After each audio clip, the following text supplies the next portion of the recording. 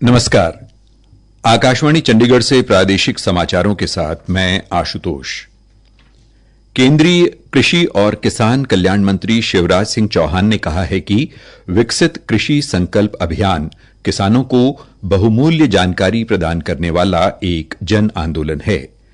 श्री चौहान ने कई राज्यों के विधायकों से वर्चुअल संवाद करते हुए कहा कि अभियान के अंतर्गत किसानों से चर्चा की जाएगी और उनके प्रश्नों का समाधान किया जाएगा। कृषि मंत्री ने कहा कि एक राष्ट्र एक कृषि एक टीम का मूल मंत्र भारत को 2047 तक विकसित बनाने में सहायक होगा। विकसित भारत के लिए विकसित खेती और समृद्ध किसान, और इसलिए हमने तय किया उत्पादन बढ़ाना है, लागत घटाना है, उत्पादन के ठीक दाम देना है। मार्केट रेट और एमएसपी के रेट के बीच का अंतर किसान के खाते में डाल दो ताकि किसान के नुकसान की भरपाई हो जाए। ऑपरेशन सिंदूर की सफलता का जश्न मनाते हुए राष्ट्र भारतीय सैनिकों की वीरता को सलाम करता है। सशस्त्र बलों के प्रति सम्मान और कृतज्ञता की भावना से आकाशवाणी समाचार एक विशेष श्रृंखला प्रस्तुत कर रहा है। आज हम परमवीर चक्र विजेता लांस नायक करम सिंह को याद कर रहे हैं, जिन्होंने 1947-48 के भारत पाकिस्तान युद्ध के दौरान सर्वोच्च बलिदान दिया था।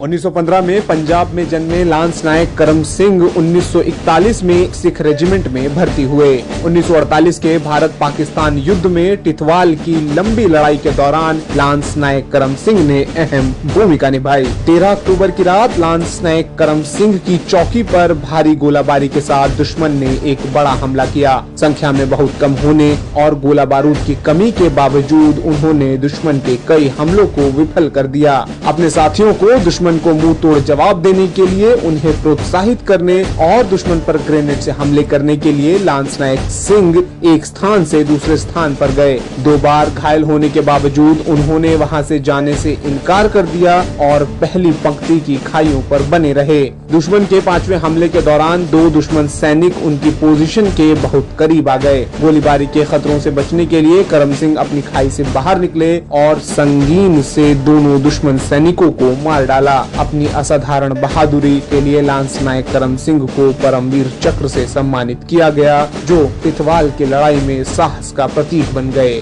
सकलैन अख्तर, आकाशवाणी समाचार, दिल्ली।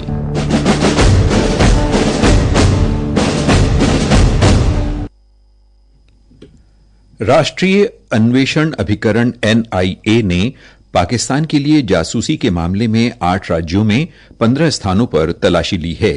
ये छापेमारी दिल्ली, मुंबई, हरियाणा, उत्तर प्रदेश, राजस्थान, छत्तीसगढ़, असम और पश्चिम बंगाल के संदिग्ध ठिकानों पर की गई। इस दौरान कई इलेक्ट्रॉनिक उपकरण, संवेदनशील आर्थिक दस्तावेज और अन्य आपत्तिजनक सामग्री जब्त की गई।